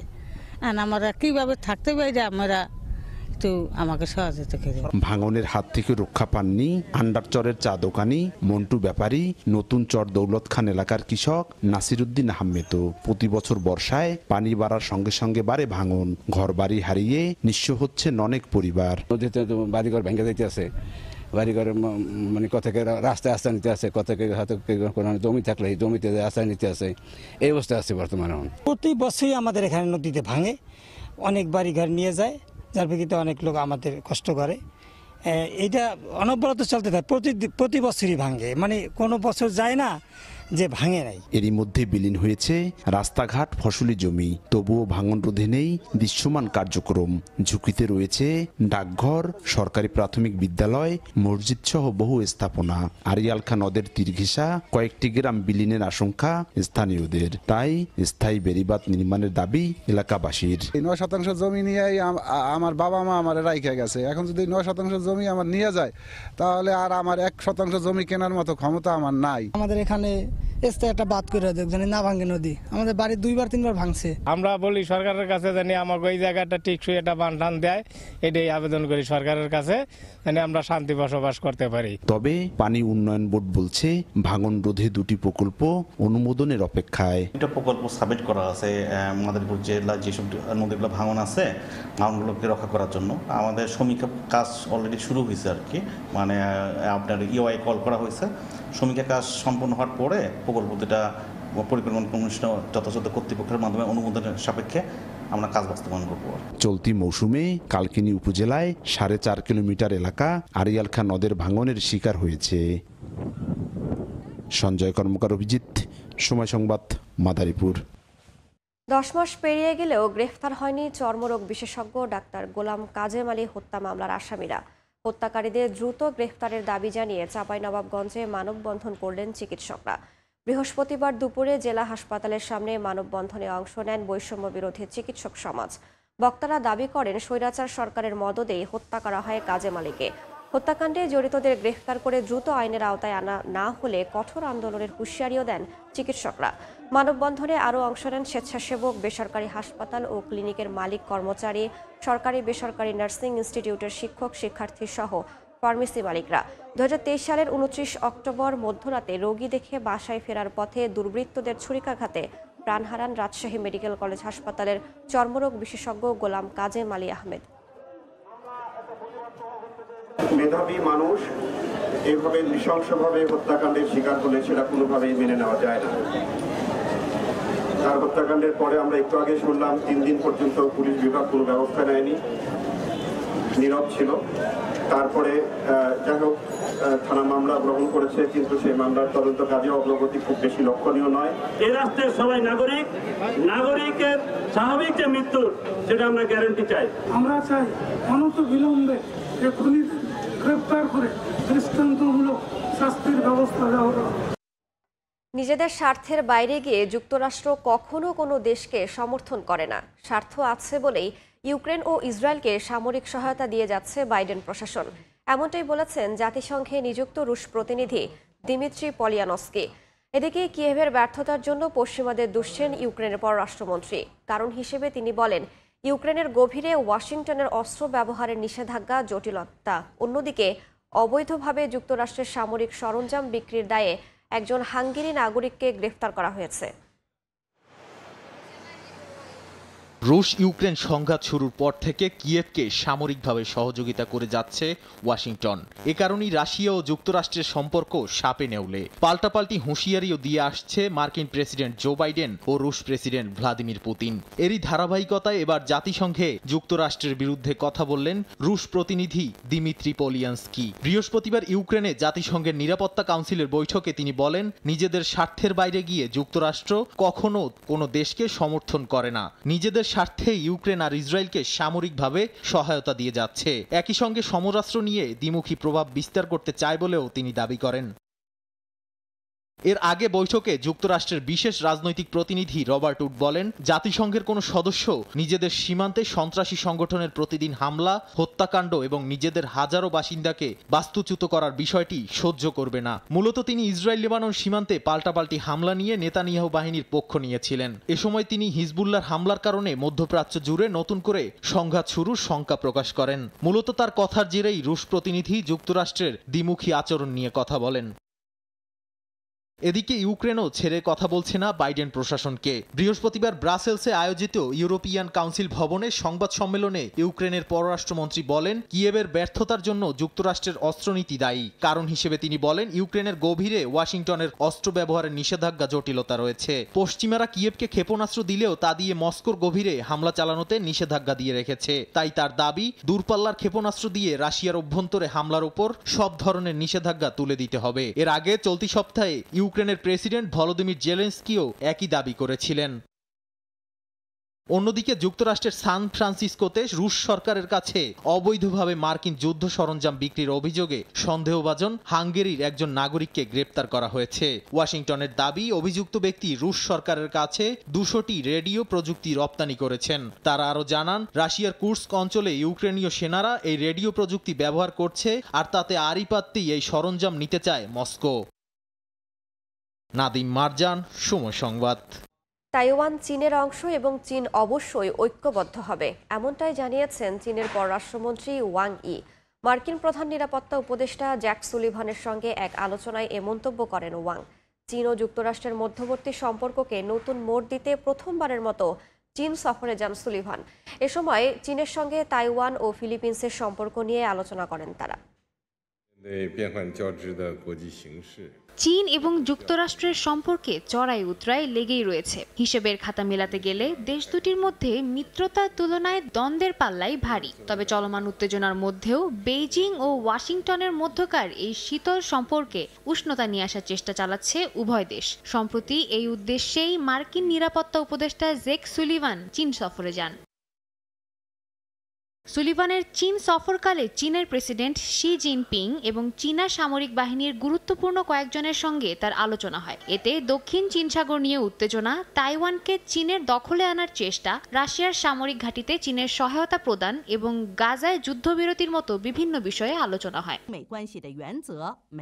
চীন জানায়, মার্কিনদের সঙ্গে বন্ধুত্বপূর্ণ সম্পর্ক গড়তে চীন সবসময় রাজি থাকলেও তাইওয়ান ও ফিলিপিন্সের বিষয়ে যুক্তরাষ্ট্রের হস্তক্ষেপ বরদাস্ত করা হবে না। তাইওয়ানকে সামরিক সহায়তা প্রদান থেকে যুক্তরাষ্ট্রকে বিরত থাকারও আহ্বান জানায় চীন। একই সঙ্গে দক্ষিণ চীন সাগর বিষয়ে ফিলিপিন্সকে উস্কানি না দেওয়ার তাগিদ দেওয়া হয়। এদিকে ফিলিপিন্সের সঙ্গে যে প্রতিরক্ষা চুক্তি স্বাক্ষর হয়েছে তা শেষ পর্যন্ত বজায় রাখার কথা জানিয়েছে যুক্তরাষ্ট্র। ফিলিপিন্সের যে কোনো আইনি অধিকার রক্ষায় পাশে থাকার প্রতিশ্রুতিও দেয় দেশটি। সাদিয়া তাসনিম, সময় সংবাদ। জাপানে ধানের সংকট কাটাতে তাপ প্রতিরোধী ধান চাষের উদ্যোগ নেওয়া হয়েছে। গত বছরের চরম তাপপ্রবাহের কারণে ফসলের ব্যাপক ক্ষতি হওয়ায় এবং উৎপাদন কমে যাওয়ায় দেশটির খাদ্য নিরাপত্তা নিয়ে উদ্বেগ দেখা দিয়েছে। তাপ প্রতিরোধী ধানের নতুন জাত উদ্ভাবনের মাধ্যমে এই সংকট মোকাবেলার চেষ্টা চলছে। এর মাধ্যমে শুধু উৎপাদন বাড়ানো নয়, ভবিষ্যতের তাপমাত্রা বৃদ্ধির প্রভাব থেকে ধান চাষকে সুরক্ষিত রাখার পরিকল্পনা করা হয়েছে। সুপারমার্কেটের তাকগুলো প্রায় খালি, আর যে চালের কিছু বস্তা আছে তার দাম অনেক বেশি। জাপান তার খাদ্যের 60% বেশি আমদানি করে, তবে চাল এ তালিকার বাইরে।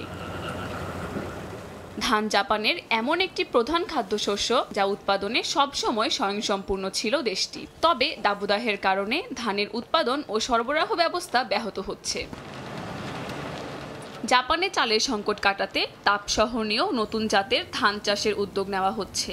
গত বছরের চরম দাবদাহ এবং খরার কারণে ফসলের ব্যাপক ক্ষয়ক্ষতি হওয়ায় ধানের উৎপাদন কমে গিয়ে মজুদ 25 বছরের মধ্যে সবচেয়ে নিচে নেমে এসেছে। তাই তাপমাত্রা সহনশীল ধানের জাত উদ্ভাবনে এগিয়ে আসছে দেশটির সাইতামা প্রদেশ, যা জাপানের সবচেয়ে উষ্ণতম অঞ্চলগুলোর একটি।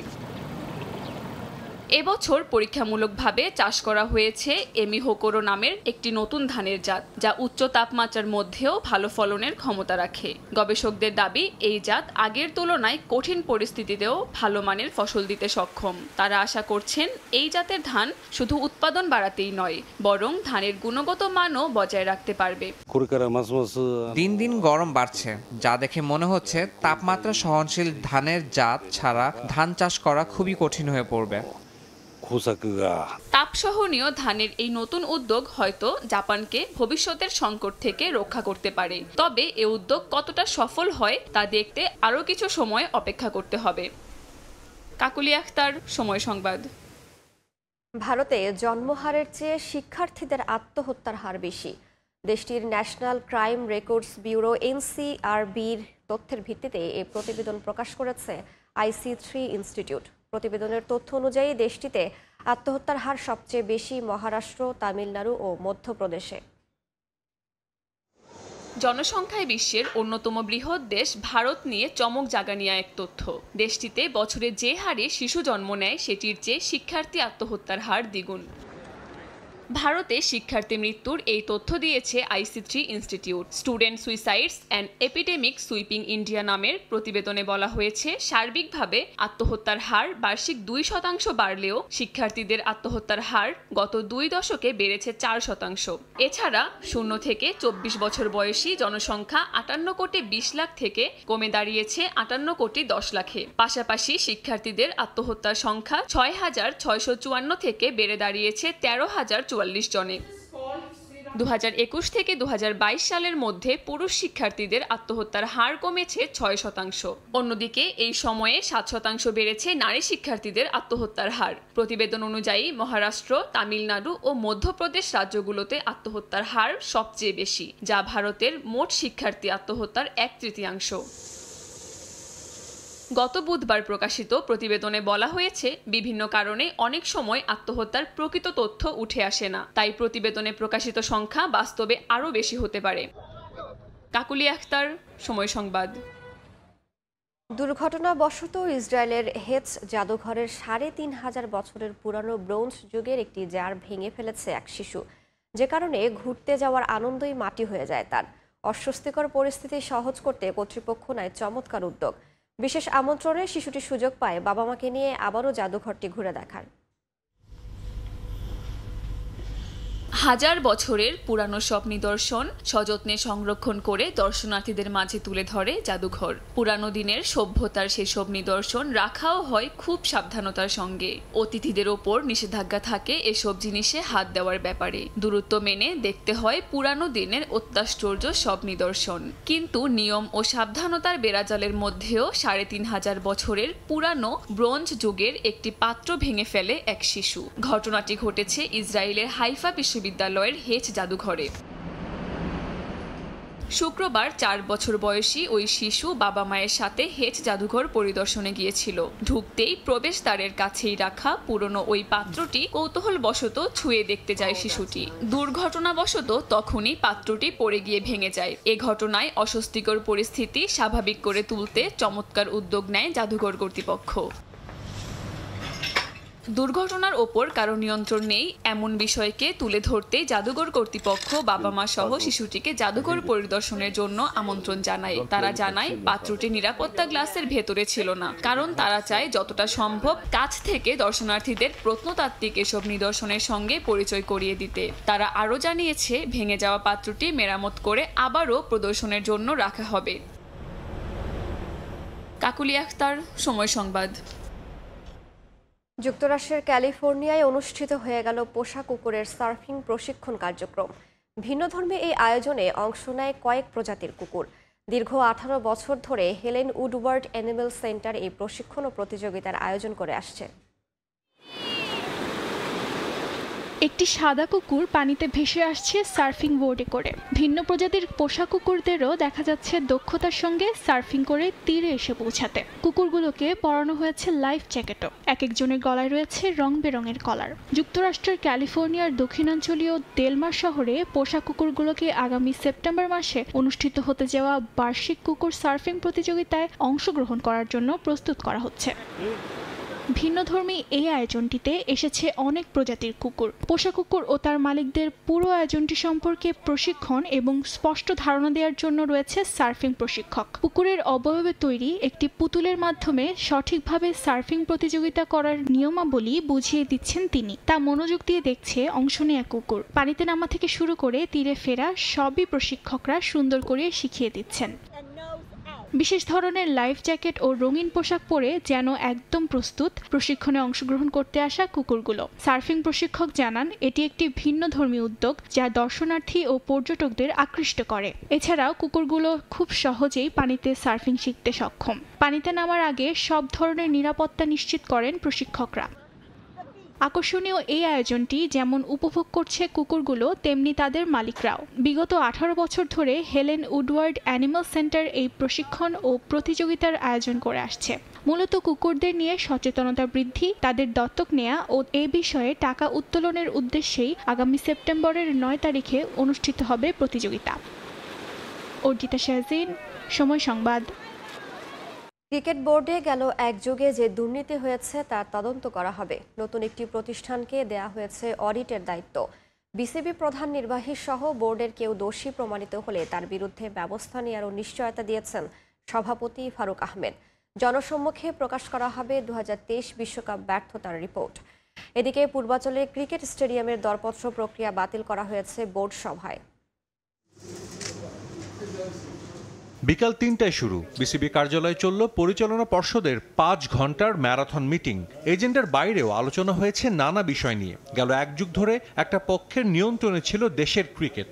রাজনৈতিক পট পরিবর্তনের পর তারা এখন আত্মগোপনে। তবে দেশের ক্রিকেটে তাদের কুকীর্তি অজানা নয়। ক্রিকেট বোর্ডে স্বচ্ছতা ফেরাতে এবার পদক্ষেপ নিচ্ছেন ফারুক আহমেদ। ক্রিকেট বোর্ডে যে দুর্নীতি হয়েছে সেটা স্বীকার করেছেন নতুন সভাপতি। যেসব দুর্নীতির অভিযোগ আছে তার সবকিছুরই তদন্ত হবে। বাদ যাবেন না ক্রিকেট বোর্ডের প্রধান নির্বাহী নিজামুদ্দিন চৌধুরী সুজনও। এই দুর্নীতিকে কিন্তু আমি অস্বীকার করতে পারবো না। আই এম শিওর অন্য ডিপার্টমেন্টে যা হয়েছে কিছু দুর্নীতি তো হয়েছে, এটা আমরা সবাই জানি।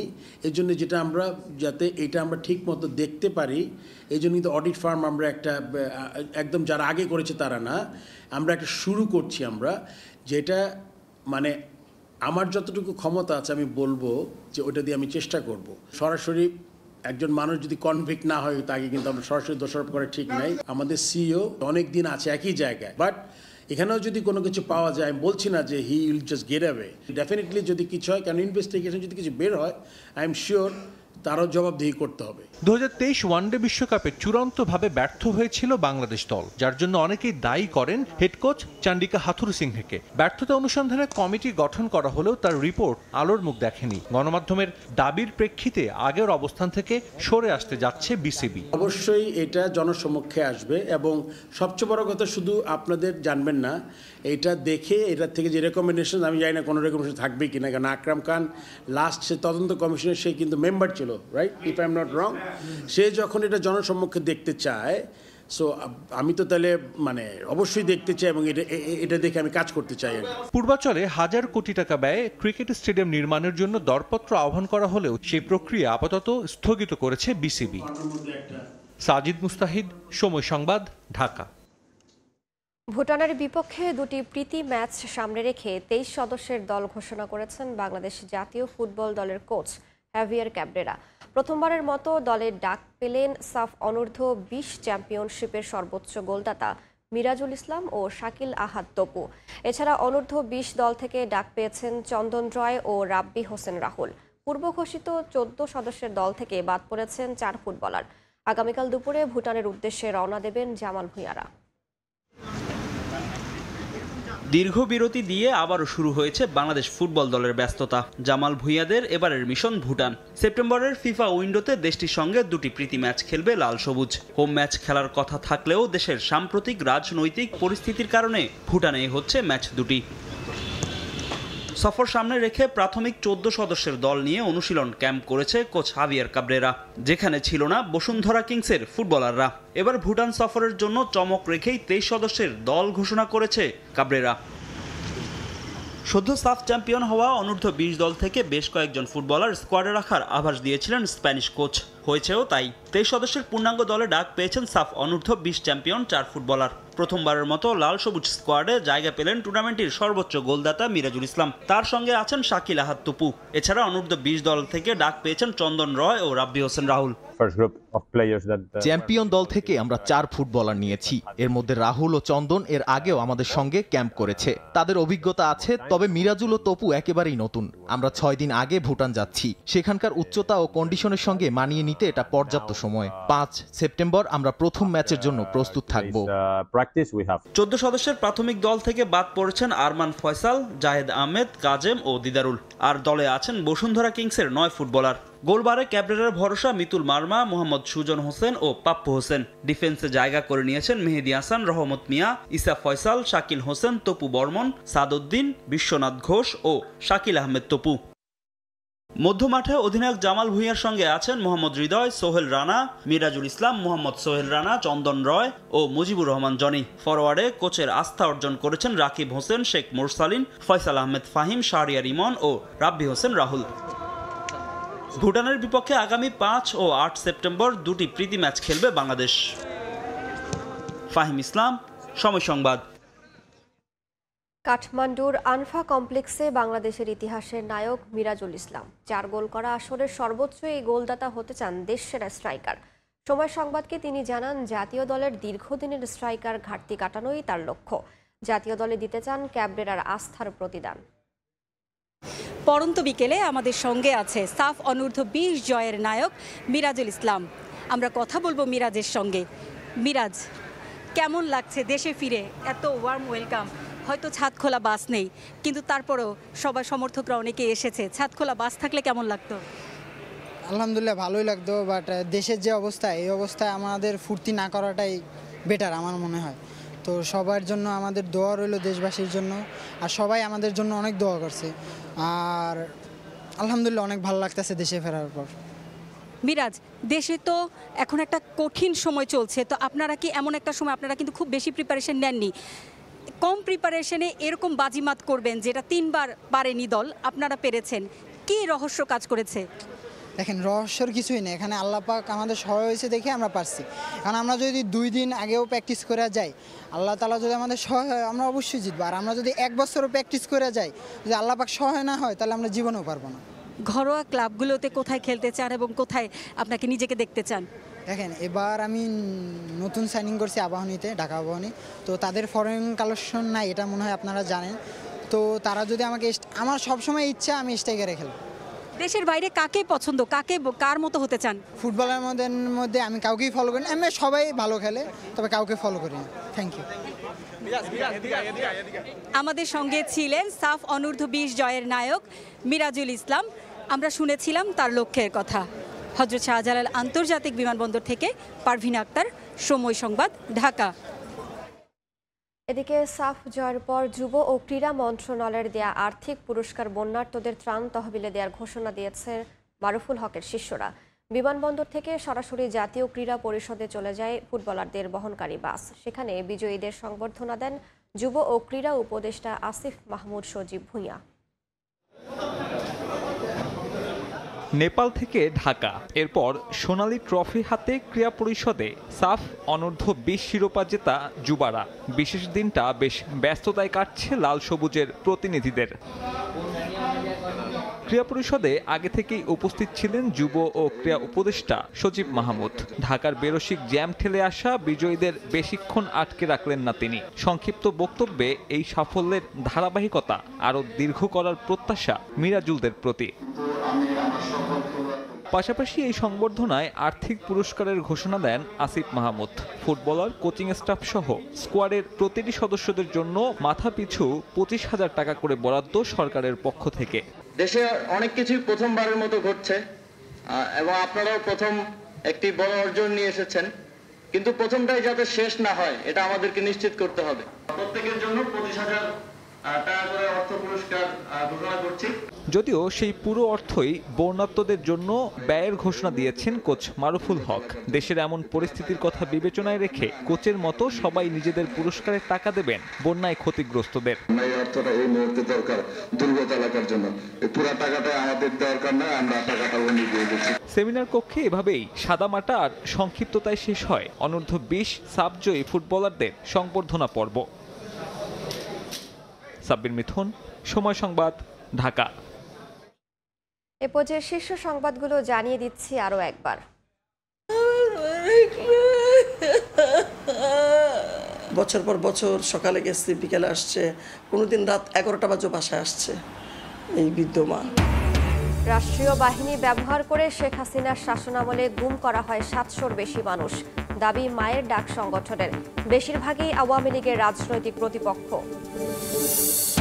আমানতকারীদের পাওনা পরিশোধে বিক্রি করতে হবে এস আলম গ্রুপের সম্পদ। অর্থ লোপাটকারীরা সম্পদ মূল্য বেশি দেখানোয় ঋণ পরিশোধ সম্ভব হবে না বলছেন অর্থনীতিবিদ।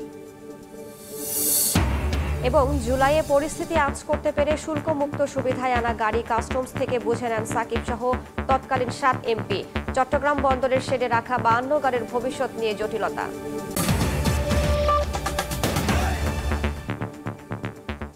এ ছিল ভোরের সময়ে, সঙ্গেই থাকুন সময়।